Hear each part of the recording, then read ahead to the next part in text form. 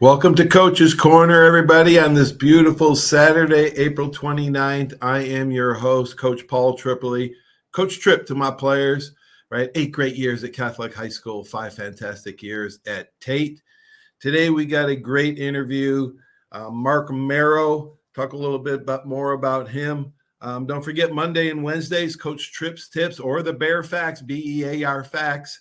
Also, sports books worth reading segments we could pop up on Monday and Wednesdays. Also, Kids Corner with the NFL draft going on right now. We might do Kids Corner next week with Harley Thompson. Thursdays, local sports report here in the beautiful panhandle of Florida, Pensacola, Florida. We'll cover all Pensacola sports. And I want to give a shout out to former Pine Forest High School DB Devin Witherspoon, who was picked number 5 by the Seattle Seahawks in the first round. We have 4 DBs from Pensacola in the NFL. Can you believe it? This is DB town. I love it. All right, folks. Marc Mero is coming up in a little bit. I've been doing this show for 12 years, and I've done 600 shows. I've had hundreds of guests on, but Marc Mero is my favorite. Absolutely my favorite guest coming on. A rags to riches story financially and a rags to riches story emotionally. You want all your family and friends to watch this show. World Wrestling Champion Johnny B. Bad, they called him for the last 20 years. He has been Johnny B. Good. Traveling the world as a motivational speaker, saving hundreds, if not thousands of kids' lives. My former high school football teammate and friend for over 40 years speaks from the heart. Semi-pro hockey player as a teenager, multiple Golden Gloves boxing champion. He married Sable. He wrestled all the great ones and became a world champion. He is an angel on earth.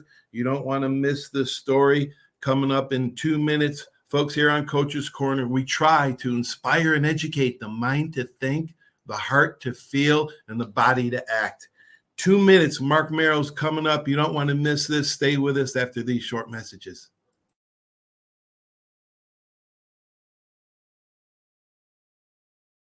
There's a reason why Hill Kelly in Pensacola is the #1 selling Chrysler Dodge Jeep Ram dealer between Jacksonville and New Orleans. While other dealers have taken advantage of a competitive market with higher prices, Hill Kelly has discounted prices to the lowest of the year. And Hill Kelly in Pensacola won't surprise you with excessive charges beyond the selling price. Come see why people from Milton, Pace, Foley, Bay Minette, Daphne, Gulf Shores, Mobile, and beyond are driving to Hill Kelly in Pensacola to buy their next new Chrysler, Dodge, Jeep, or Ram. At Hill Kelly, the bottom line price and your satisfaction are what really matter. So before you sign, check the bottom line and make the trip to Hill Kelly in Pensacola to see what true local ownership can do for you. At Hill Kelly Chrysler, Dodge, Jeep, Ram, Highway 29 in Car City, Pensacola. Or shop online 24/7 at hillkellydodge.com. When it comes to bottom line pricing, nobody beats a Hill Kelly deal. Nobody.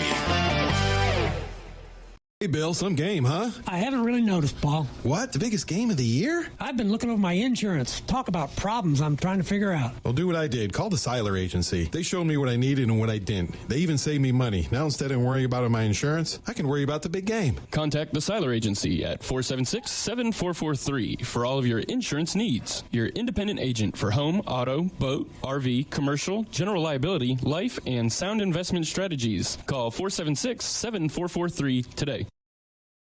Are you riding around in a filthy vehicle? Dirty car no more. Visit Ronnie's Car Wash today to get it shining in no time. They have 3 convenient locations with another coming soon. The unlimited monthly wash packages start as low as $14.95 per month with free vacuums, multi-purpose spray, and towels. Visit them in Gulf Breeze, Navarre, Fort Walton, and soon Crestview. Don't wait, wash today. Be sure to see Ronnie's Car Wash on Facebook to see the latest specials and discounts. You'll be riding and shining in no time. Wrote down his dreams and goals, setting his sights on athletics. Mears worked hard to achieve success in hockey, football, boxing, and became a world wrestling champion. After reaching the pinnacle of entertainment as a WCW and WWE wrestling champion, Marc suffered an enormous loss and learned that money and fame can't buy happiness. Quote, "It's not in your pocket, it's in your heart that truly matters." Mears, tell everybody, we're going to spend the next hour here, but I want everybody to know your story from the beginning, and then we'll go from there.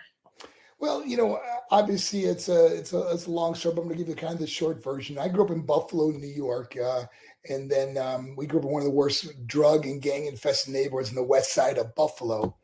And it was there that I really developed my skills in athletics. I always dreamed of being a professional athlete. In fact, I still have the book. I wrote down my dreams and goals when I was 10 years old, being a professional athlete, winning rookie of the year, becoming a millionaire, all these things I wrote down as a kid that were, dreams and hopes and goals of my life that I wanted to come true. But I carry that book wherever I go. I just did a corporate presentation for the sheriff's department, the winter conference for Florida sheriffs.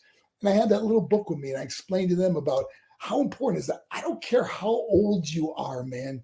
Dreams and goals. I think when you stop dreaming, you stop living. And and one of the things that I shared with them is that I will never retire. I'll just refire. And it's so important, man, to always have a reason to get up every day. Trip, so many times that I've read stories and have known people that they could not wait to retire. That's all they talked about was retirement, And the next thing they retire. And many times they're so bored because they don't know what to do with themselves. They didn't plan for retirement. It just comes up on you very quickly. And all of a sudden you go, okay, so what do I got to do today? I'm going to go fishing or go do this. But the problem is that many people die shortly after they retire. And this should be a time in your life that you should just be able to enjoy it, And that's why I said I always want to have a reason to get up in the morning. So I don't ever see myself as retiring. You might slow down a little bit, but you have to have a reason to get up every day. And that's what I found, reinventing myself, and Trip, when I think about it, most amazing things that happened to me happened later on in life. A lot of people don't realize that I didn't become a professional athlete, a professional wrestler until I was 31 years old. I became an inspirational speaker at 47. I wrote my first book at 50 years old. I became an ordained minister at 52. I ran for a seat in the Senate at 65. Okay, that hasn't happened yet, okay? But I keep dreaming and believing big, man. But Mears, you got such a beautiful story from the beginning. I mean, not without tragedy, though.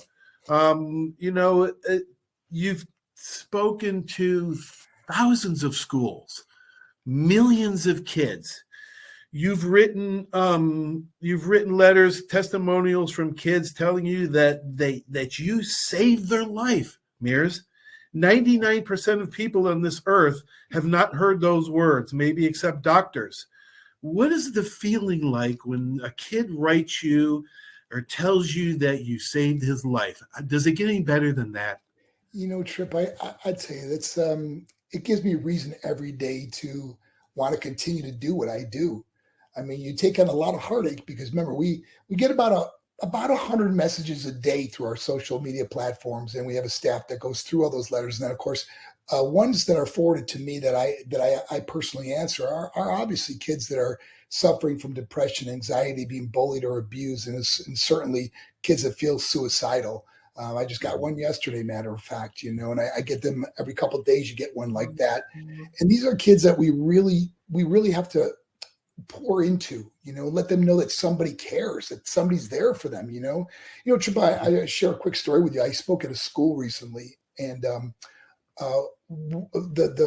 principal was telling me about this young man that was at my presentation, and he got a full scholarship to a Division I college. I mean, amazing football player, probably maybe someday you can go professional. And but I seen him, and the principal goes, "Hey, can you go over and give him a few positive words?" And I thought, wow, it's amazing that the one kid that is going to be probably so successful in this school was a kid that kind of had his head down, sitting there. So I went over to him and go, "Hey, man, what's going on?"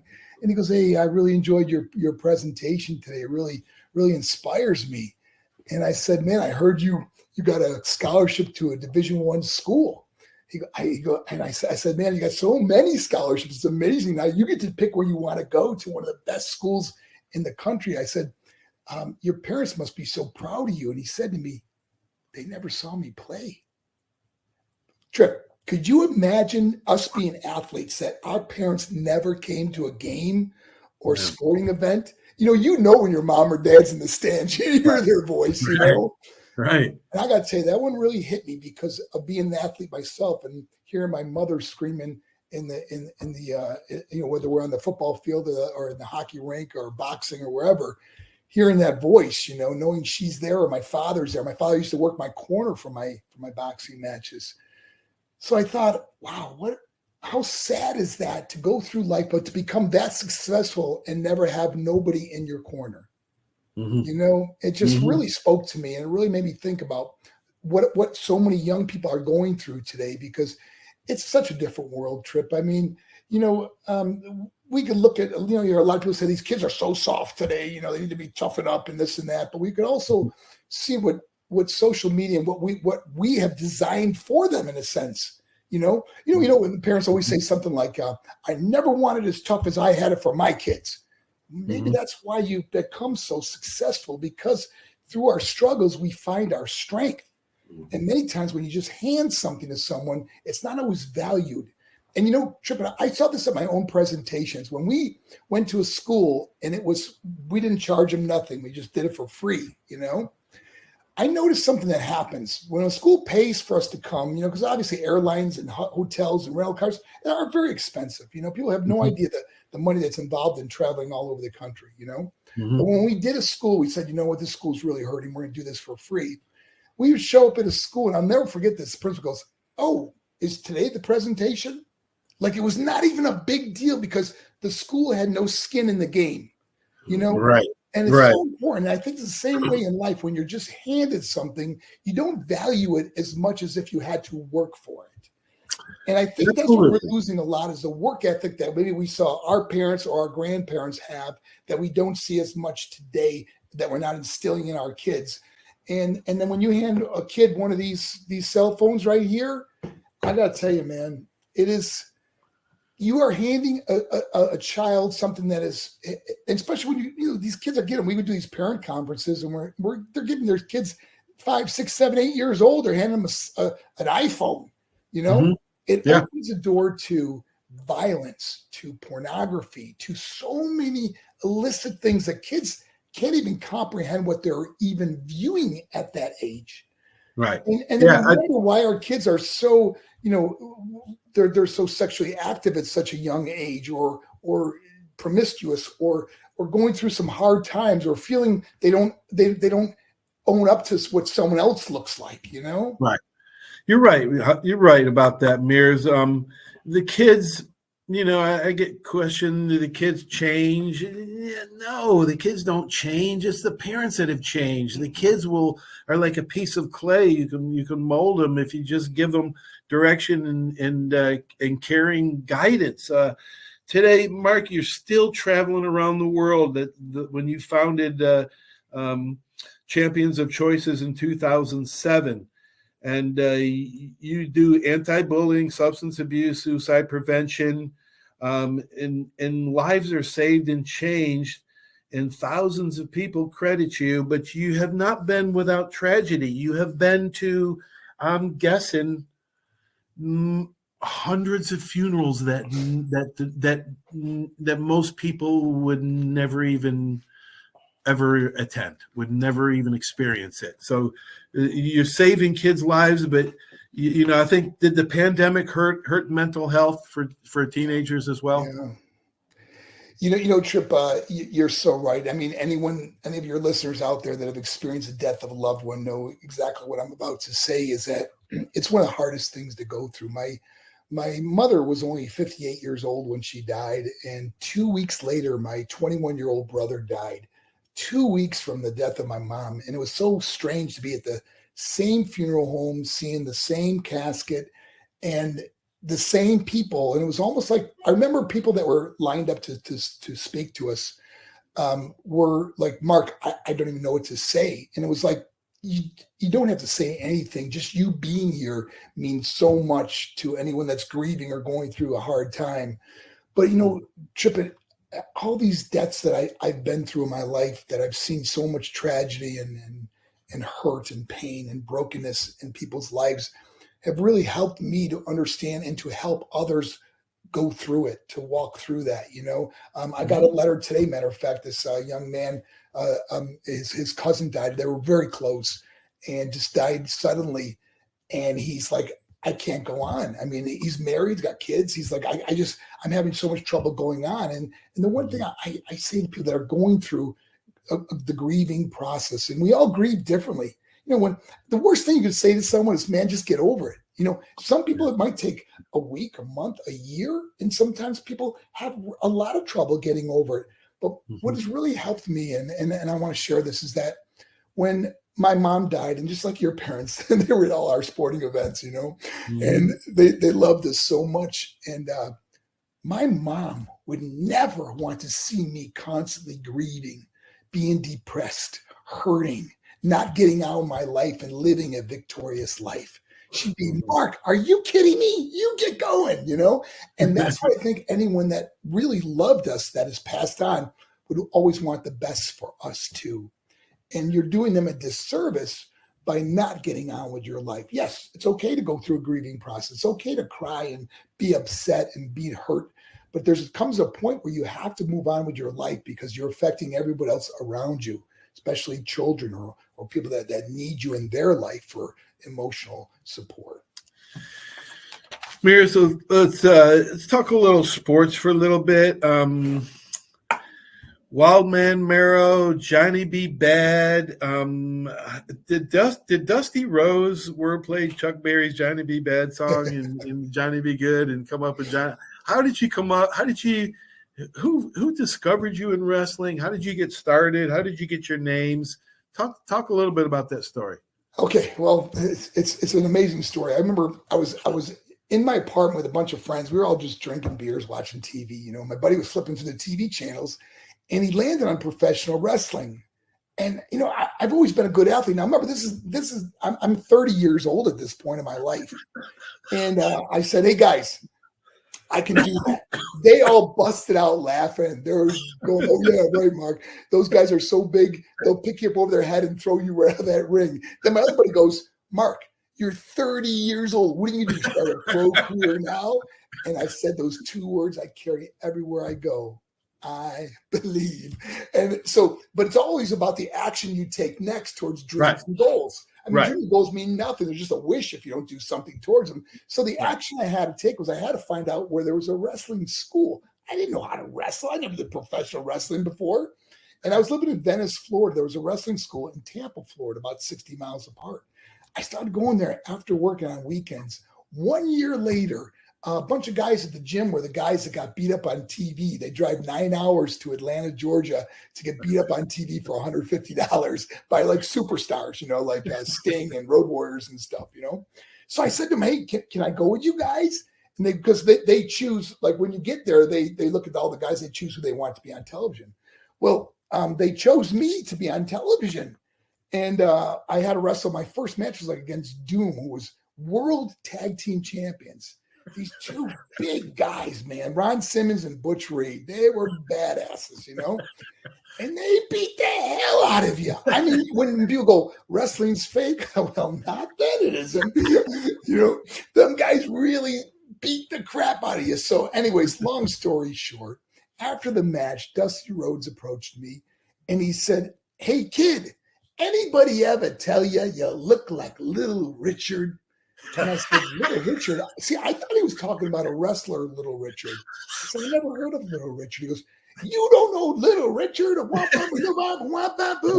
said, "Oh, the singer, Little Richard. Yes, I know who he is." But I mean, I never thought I ever looked like Little Richard. But he saw the look that no one else saw, with the thin mustache, the long curly hair, and of course, being the tanning bed all the time, I became that character, Little Richard. But one of the joys I had in wrestling was that my mentor was Dusty Rhodes. He would go to the arenas before and he'd show me how to walk and talk. And, when he goes, "This is what I want you to do. I want you to say, 'I'm a bad man.'" And he'd do it for me. And we get laughing, and I'm so outrageous. It's contagious. I don't sit down. I get down. And so all these phrases that we came up with, that Dusty would do, and I would copy him. And oh my gosh, we had so much fun. We laughed so hard back then, and of course the character really got over and became, I did that for 6 years at WCW. Then I went into WWE for 4 years, then went on to TNA wrestling, XWF wrestling, and then I had my last match in 2006. Oh my gosh, you're 45? 40? Yes, 45 years old. 45 years old. 2000 and oh my gosh. 2000. Older than that. Yeah, I was 46 years old, my last match. And I'm pretty sure that was it. Yeah, it was a pay-per-view, Legends of Wrestling.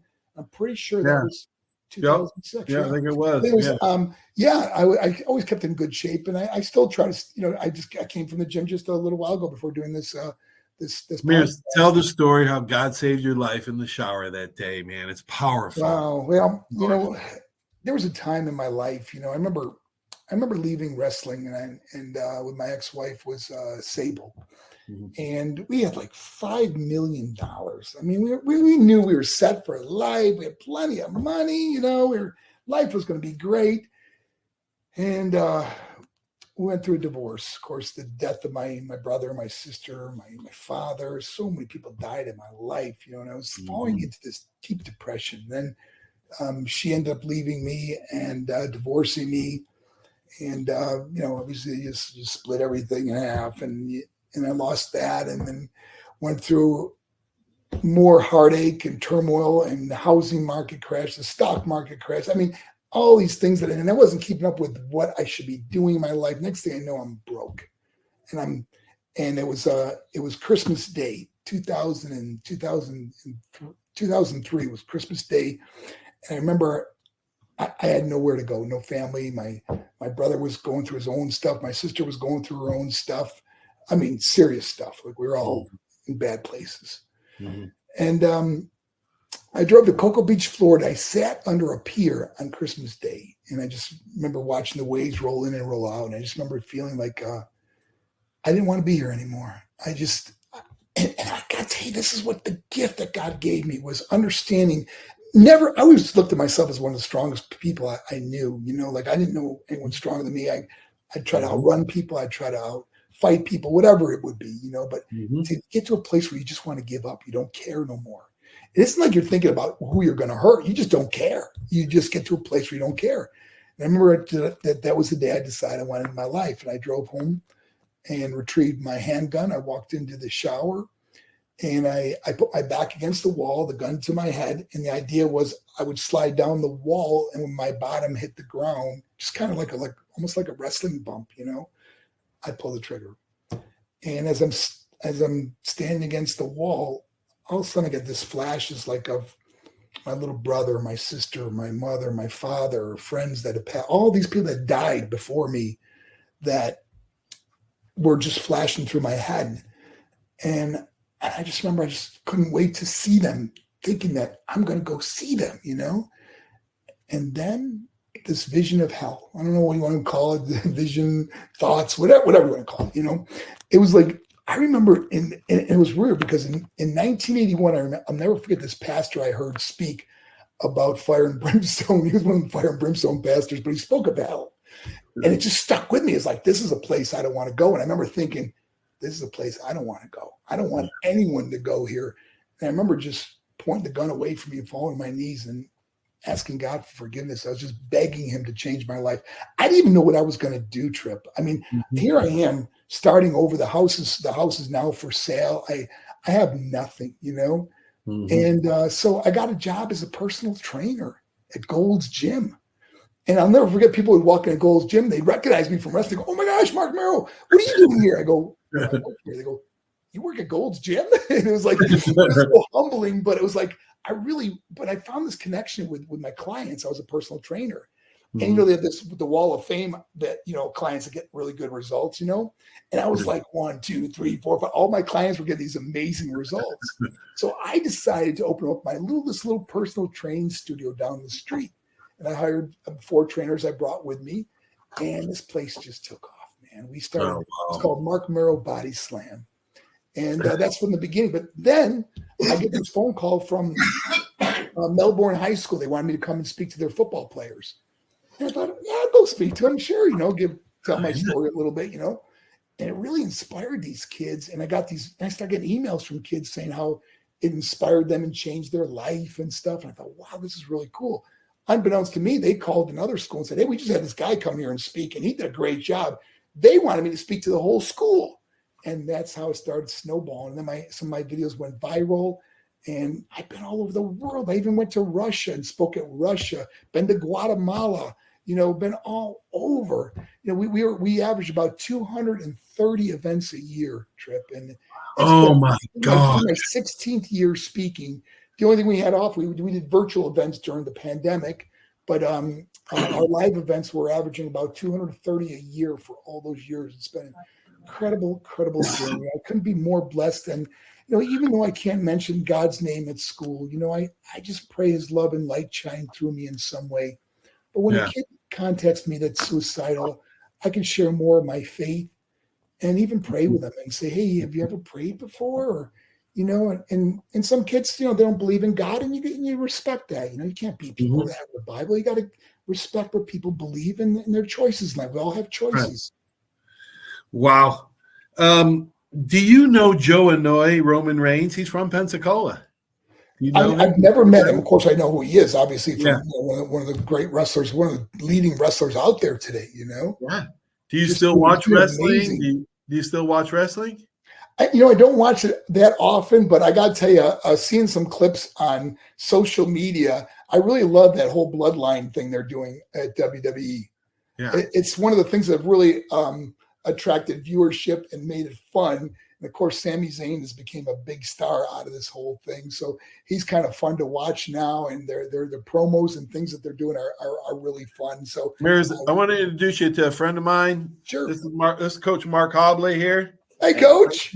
Hey, how are you? Thank you for what you do for the kids. Thank you, my brother. I appreciate that so much. I want to introduce you to Owen over here. Owen. Hey, Owen. Hey, Owen. Owen's visiting his uncle here across the street, and he's from Minnesota, and you came to his high school a few years ago. Yes. Yeah, you sure did. What high school was it? It's Crookston High School in Minnesota. Crookston High School. Yes, yeah. Yeah, isn't something? It's funny, Trip. I meet kids every day wherever I go. I always meet someone that says, "Oh my gosh, you spoke at my high school or my middle school," or parents that meet me and go, "Oh, you spoke at my kids." It's really funny because when I go through the airport now, people don't recognize me from wrestling; they recognize me from speaking at their school. Well, yeah, but Mears, you've impacted thousands of lives in after wrestling. Yeah, you might be famous for wrestling, but now maybe you're more famous for helping other kids.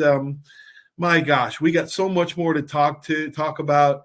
You played pro hockey as a high school kid. You were a 3-time Golden Glove boxing champion in New York State. You taught me how to fight on ice skates. I'm clear. I want to clear something. I never played pro hockey. I played for the Syracuse Stars, which was junior hockey. Semi-pro, semi-pro. And but yeah, I played. I made their team. I think I was 16 years old when I played for them. And but that was quite the league back then. I'll tell you, that was a very rough league. Mears, we got to take a short break, but we want to keep you on for the last half hour, if that's okay. We'll be back with you in just a few minutes. Absolutely.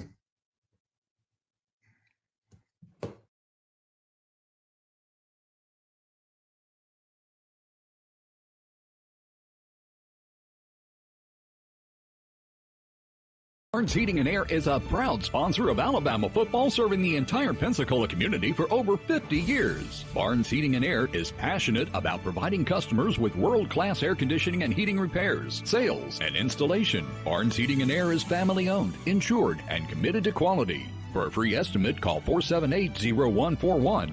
Barnes Heating and Air is #1 in customer service with service calls 7 days a week. Call Barnes Heating and Air, 478-0141, and roll Tide.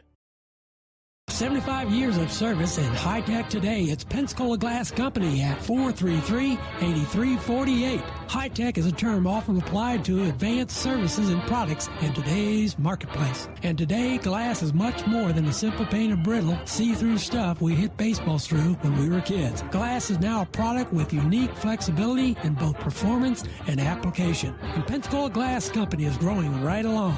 That's Pensacola Glass Company at 433-8348. Are you riding around in a filthy vehicle? Dirty car no more. Visit Ronnie's Car Wash today to get it shining in no time. They have 3 convenient locations with another coming soon. The unlimited monthly wash packages start as low as $14.95 per month with free vacuums, multi-purpose spray and towels. Visit them in Gulf Breeze, Navarre, Fort Walton, and soon Crestview. Don't wait, wash today. Be sure to see Ronnie's Car Wash on Facebook to see the latest specials and discounts. You'll be riding and shining in no time. Hey, Bill, some game, huh? I haven't really noticed, Paul. What? The biggest game of the year? I've been looking over my insurance. Talk about problems I'm trying to figure out. Well, do what I did. Call the Seiler Agency. They showed me what I needed and what I didn't. They even saved me money. Now, instead of worrying about my insurance, I can worry about the big game. Contact the Seiler Agency at 476-7443 for all of your insurance needs. Your independent agent for home, auto, boat, RV, commercial, general liability, life, and sound investment strategies. Call 476-7443 today. Did you know there's a place where you can get good neighbor service and surprisingly great rates on your home and auto insurance? Yep, and that place is, ta-da, State Farm. Here's the deal. State Farm agent Will Rentschler is your go-to agent in Pensacola, Florida for the service you deserve at the price that you want. So stop shopping around. State Farm agent Will Rentschler has you covered. Call 850-433-4678 for your surprisingly great rates today. Like a good neighbor, State Farm is there. Legal disclaimer, individual premiums will vary by customer. All applicants subject to State Farm underwriting requirements. Welcome back to Coach's Corner. We're with Marc Mero, World Wrestling Champion, and now founder of Champions of Choices, thinkpos.org. Is that right, Mears? You go to thinkpos.org? You got it right. Thinkpos, P-O-Z.org. P-O-Z. All right, so you've wrestled so many great wrestlers, so many great champions. What was your toughest match? And talk a little bit about how you feeling. How's your heart? How you doing, man? How's your shoulders doing? I've had 14 surgeries. I feel amazing right now. I mean, I really it's crazy when you really take care of yourself. But I eat really clean. I train 3 times a week. I do high intensity training, but low impact. Yeah. And so I do everything very, very, very methodical. Like there's no more bouncing the weights, or it's very slow and controlled, But I feel really good, man. I'm probably the healthiest I've been in a long time.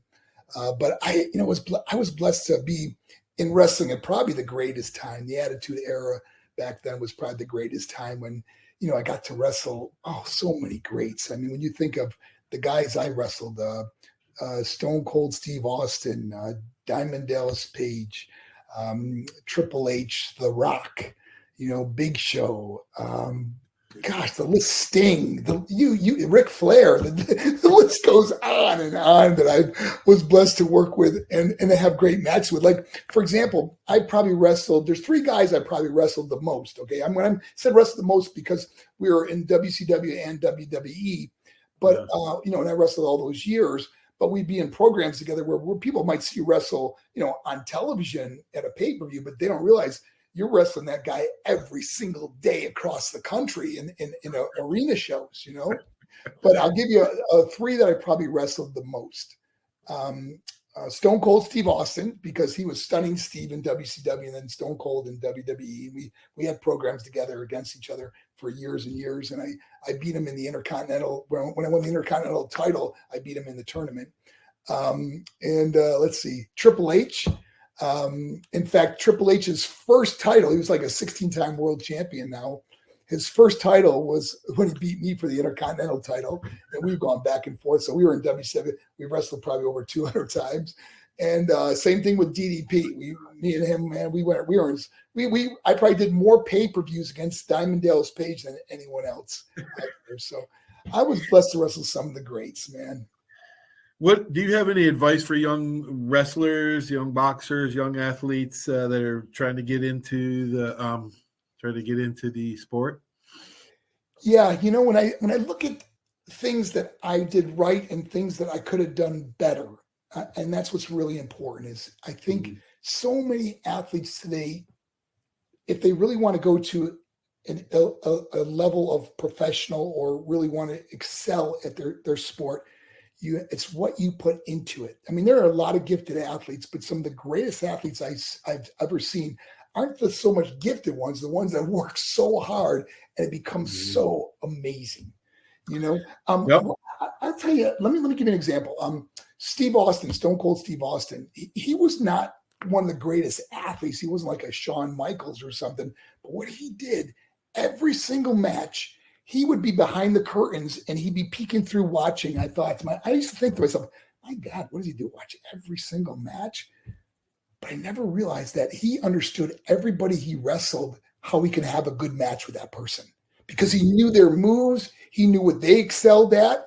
And he was a student of the game. Same thing with Triple H and Diamond Dallas Page. Those guys were so good because they studied other wrestlers. Where, man, there was times where I just wanted to go home. I didn't want to stay and watch all the matches. I'm just going to get on the next plane and go home or whatever, or go to the next town or drive to the next town or go to my hotel room.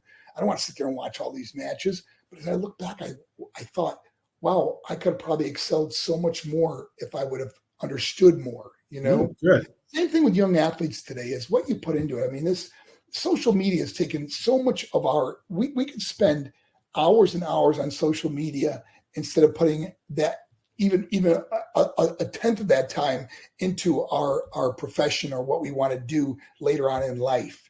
So if I got any advice for young people, man, concentrate, love what you do because you don't want to look back on your life and say, why didn't I try harder? Zig Ziglar has the famous lines that said, it's better to try and fail than fail to try.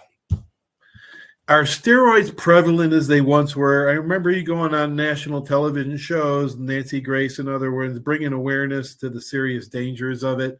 Has it gone down? Are we doing better in that respect? I got to tell you that I'm kind of I'm blackballed from wrestling. Like you'll never see me allowed to come to a WWE event. Oh, no way. Because you talked up, because I spoke out against it. But I got to tell you the blessing, and that's why I will never look back at my life and say I wish I didn't do that, because they now have the strictest testing. You very seldom see a wrestler die from an overdose like they did when I was there, that we saw so many. You had many friends die. You had many friends die of overdoses, didn't you? I'm sorry? You had many friends die. Many, and we don't see that as much now. They've got some of the stricter drug testing now, Olympic drug testing that they've implemented. But I'll tell you another thing that happened because of guys like myself that spoke out is that any wrestler that has ever stepped into a WWE ring, whether it was one time or thousands of times, they get free drug and alcohol rehab now. I mean, years later.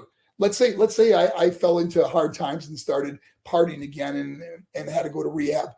They would pay for it, which I think is, I commend them for doing that, because it has saved a lot of lives. Like, for example, Jake Roberts and Scott Hall went to rehab a few times, that WWE helped them and paid for that. And there's many of my other friends that have been blessed to go, Buff Bagwell and some others that were recently in drug and alcohol rehab that WWE would pay for. So I'm really blessed to know that people like myself that stood up back then helped to implement those changes. Help make the future been saved today that don't even realize it was because of guys like myself that stood up. Yes, guys like yourself who stood up and talked against it, and now they have better benefits in medical care because of it. Yeah, I have the one of the top programs in the country at school presentations, and how cool would it have been if WWE would have partnered with me on school presentations? They have a program called Make a Star or something like that, where they'll have one of the wrestlers go to a school and the kids go crazy because they see the guy on TV, but they don't really share a story like we do, where we really touch kids' hearts and change lives by showing what drug and alcohol and and depression, anxiety, and suicidal thoughts can do to not only the student, but to their family. So that's what's, but I've been so cool to partner with them if they would have just, let bygones be bygones. Man, don't hold something against that you don't realize I probably helped you more than ever hurt you by speaking out on news shows about the steroid use and things that were wrong. Okay, so you wrote your first book, How to Be the Happiest Person on the Planet, in 2010. Talk a little bit about that book, and I think you've written one or two more. Talk about those. Yeah, here's the thing about writing a book. Okay, now I was never great in school, Trip, as you probably know.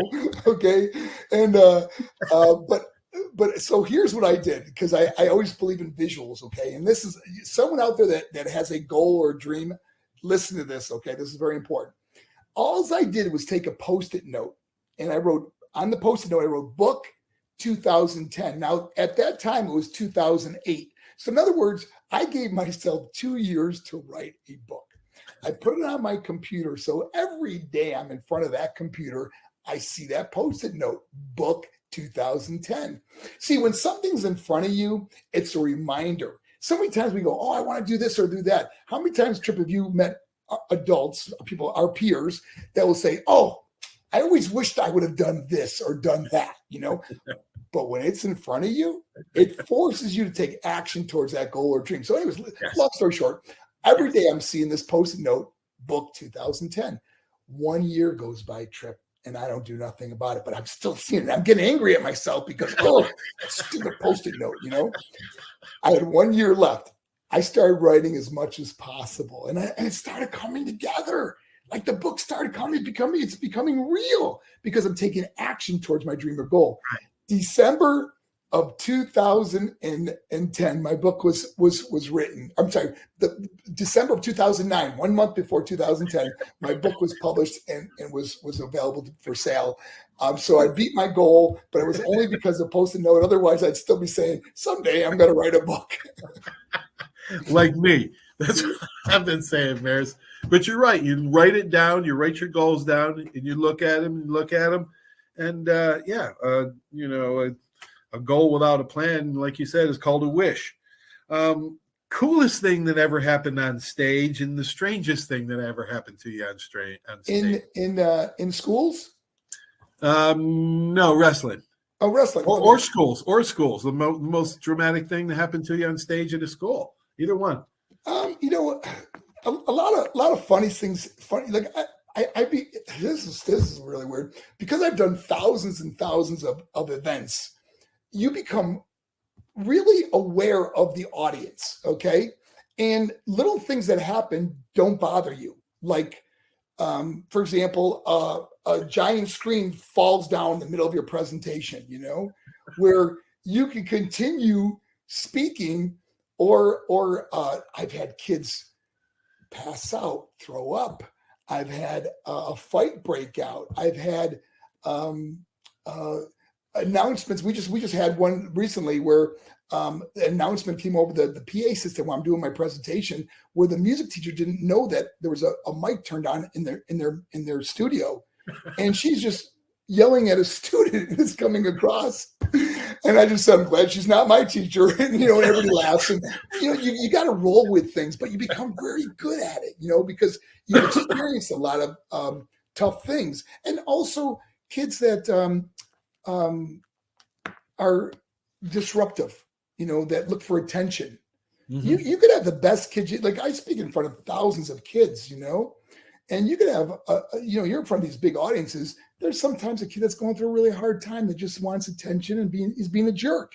Mm-hmm. So he's talking, or he's like, you mentioned about drugs, and he'll go, woo, smoke a little of that, or something, and you have to understand how to deal with this with students and things like that. So, but as far as in wrestling, we've had some, funny things, some unreal things.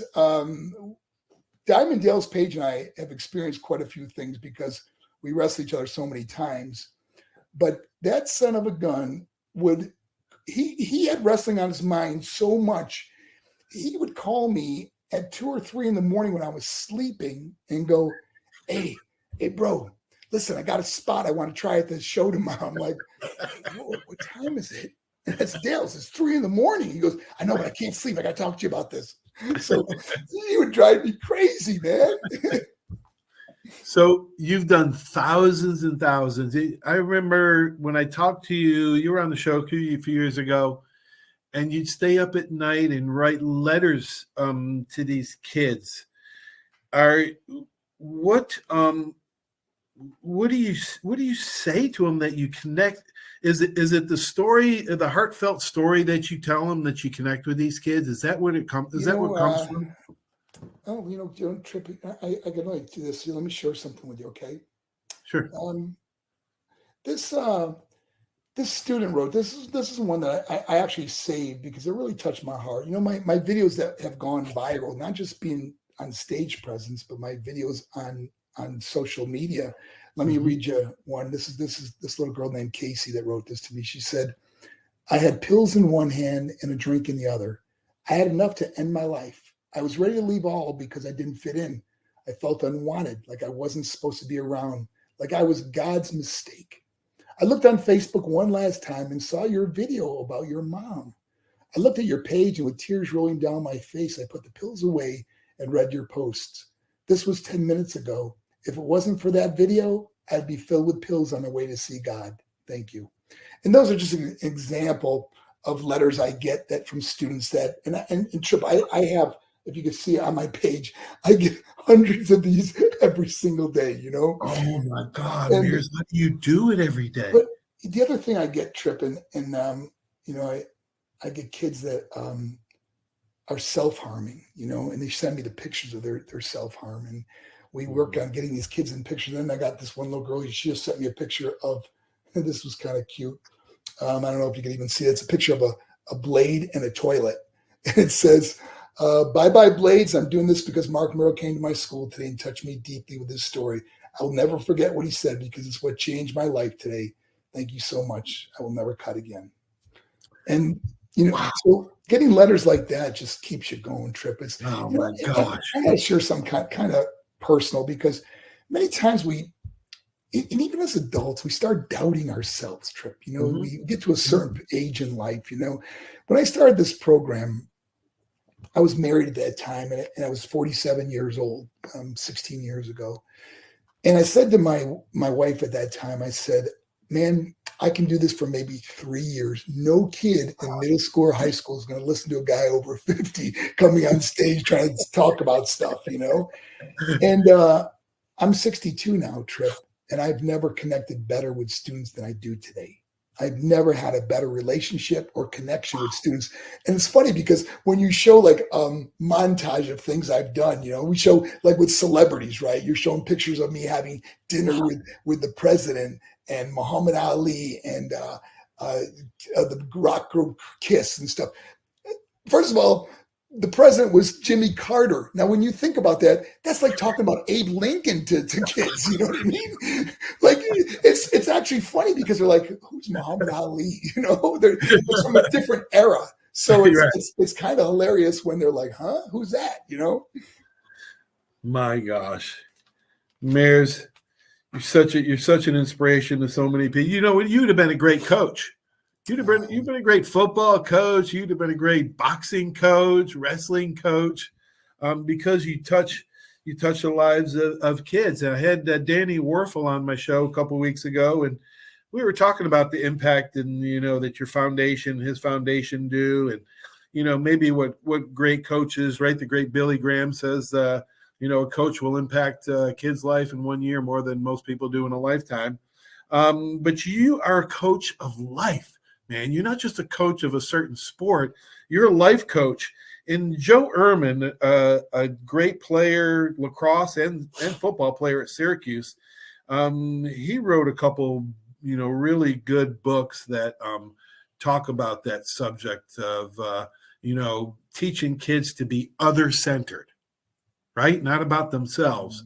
If you focus on helping somebody else, then you'll get more in return than if you try to get stuff from somebody all the time. Yes, the more you give, the more you get back in life, man. We had a really tough coach on our team, Coach George O'Leary, who I went and saw just a little less than a year ago. I went to his house here in Georgia. Oh, you did? Oh, yeah, man. We spent the day together. We went to lunch together. We sat out at his pool together. And we just reminisce. And I started reminding him of some of the things he would do to us back then that we could not do today. Trip. Trip, do you remember when he used to put all the players in a circle and he'd call a number and you go to the center of the circle, then he would call another number and you bull in the ring. Or then he'd call 2 or 3 numbers and guys were just hitting each other. And I can't do that today, man. No, you can't. I'm so glad you went to see him, man. I talked to him on the phone, and I got to tell you, I'm so glad you went to see him. He's got a great memory too. He remembers all of us, man. He remembers that championship team in 1979 like it happened yesterday. He knew all the players' names. He was asking me, and I told him I do your show, and stuff, and obviously he had his kind of favorites, and his favorites were guys that tried really hard, guys that he saw potential, guys that he knew really put in the work, and that's the guys that he gravitated to, and guys that he really helped, and I think became closer to than maybe some of the other players that you just kind of went through the motions, But we had a championship team, man, and Trip, I don't know if you remember, we only lost one game. It was to Oswego. Yeah. I've spoken to Oswego High School a couple of times. And I was reminded of that, what they did to us, because it was a rainy, cold day, and we lost that game. We should have never lost. We were the best team in the state. We lost that game. And I don't know if you remember, Trip, but it was freezing cold, and he wouldn't let us take showers or anything. We had to wear our equipment with our helmets on the school bus with the windows open all the way back to Liverpool. It was freezing. We beat him the next year, and we didn't lose another game after that. Yeah, man, that's right. That's right. Must have been something. Oh my gosh, I'm so glad. How's Joel? How's your brother doing, man? He's doing good. Doing great, man. In fact, I'm going to have dinner with him tonight. I got my girlfriend. I'm going to have dinner with him and his wife tonight. And I don't know if you heard the story, but Trip, Joel found out that after 30 years that he had a son he never knew about. Oh, wow. Yeah. So he got a call from the mother and said, hey, 30 years ago, you and I had a fling, and you have a son. And at first you're kind of skeptical, like, really? Of course, they went and had DNA testing, and now Joel has not only flown his son here with his family, and he's put him in charge of his pool business. And wow. It's incredible. He's a great kid too, man. It's like seeing like we had a kid, me and my brother, he's like a Mero, you know what I mean? He's a big, strong guy. He's 245 pounds, he's huge. And he lifts weights all the time. He's just like how we were, It's incredible. So we're gonna be seeing them tonight too. Oh, good. But Joel's doing great, man. His pool business is really thriving, and he collects classic cars now. He's got like 11 of them. Oh, wow. Are you doing more corporate events? Have you cut back a little bit? Are you still doing schools? You still that's get a great calls? question. I just started doing more corporate events, and I just I think I just mentioned I just did the winter conference for the sheriffs in Florida, and I got to tell you what's so cool about that was Ron DeSantis was there and spoke, and I was the keynote speaker. And after I spoke, when I got off the stage, I just had sheriffs approaching me, and they're giving me their cards, going, you got to come to our county. I got to have you in my county. You got to speak to my officers, Mm-hmm. So next, let's see, the 20, I think it's the 25th to the 28th of this month, I'm going to be in Flagler County speaking to the Flagler County, all the sheriffs will see me every day. We're going to be speaking to the sheriffs. And so I'm really looking forward to that. But yes, I'm doing more corporate events now, which is great funding for my school events, Okay. Yeah, I understand. How do you tailor your speeches and your assemblies to adults as opposed to high school kids? Well, my story is my story, Trip, but the way I do it is I really use the point of my own life. Like so many times as adults, we become complacent in life. Mm-hmm. And we say things like, those were the days. And when you say those were the days, you're basically saying your best days have passed you, where I want people to realize the rest of their life will be the best of their life. You know, you could do anything you set your mind to, man. We could grow from grace and knowledge from mistakes we made in the past. You want to start a side business, you want to write a book, you want to do something. Don't give up on dreams and goals, man. It's never too late. And so I really use that part of my corporate presentation to inspire people, my peers, to not just settle. You know, don't become comfortable in life. Comfortable is not a real fun feeling. I like to be content, but I always want to have something to do. I always want to have something I can inspire to do. And it's always about helping someone else. When you do for others, you do for yourself. And when you help others, man, I always tell people, you want to be happy? Help someone else become happy. You want to be successful? Help someone else become successful. Giving while you're living, so you're knowing where it's going. Oh, I love it, man. I love it. I miss you, Maris. You know, I'm going to make a point to come see you, man. I want to go see Coach O'Leary. I can hit you and Coach up at the same time up there in Georgia. December, one of my former players plays for the Washington Commanders, and I think they're playing the Falcons in December. So let's make a date, man. I'll let you know, brother. Yeah, well, you know, I'm still a huge Buffalo Bills fans, and if they would have beaten Cincinnati, they would have played KC at the Atlanta, because they had a neutral site that they had picked out. So we had tickets to the game, and unfortunately, they lost to the Bengals in Buffalo. Oh, man. All right, brother. I miss you. I love you, man. Thank you for all that you do for this world and their kids, man. You are an angel in my eyes. I'll see you soon, buddy. I'll talk to you soon. Thanks, friends for life, buddy. I love you, man. You take care. God.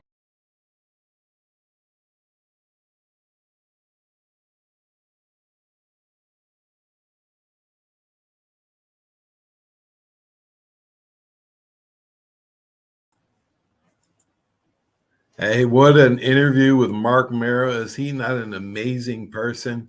Don't forget, on Monday and Wednesdays, we have editions, Coach Tripp's Tips or the Bear Facts, sometimes sports books worth reading, Kids Corner, all that on Monday and Wednesdays. Replay the show on Tuesday if you miss it. All of our shows are archived on Facebook and on my YouTube channel. Go to my YouTube channel and click subscribe. Search Paul Tripoli Coach's Corner. I want to give a shout out. Thursday, we're going to do local sports report. I'm going to give a shout out to Devin Witherspoon, number 5 pick in the first round of the NFL draft to the Seattle Seahawks, a Pine Forest grad and Illinois grad. Make us all proud. This is DB town right here, as we have 4 DBs, D'Anthony Bell, Emerson, and Witherspoon, and Jeremy Reeves, one of my players at Catholic, all in the NFL.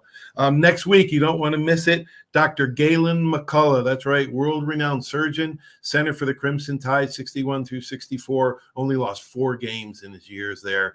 Snapped of Ken Stabler and Joe Namath, a friend and surgeon and doctor and confidant of Coach Bryant. You don't want to miss that interview next week. Have a great sports weekend, everybody. Talk to you soon.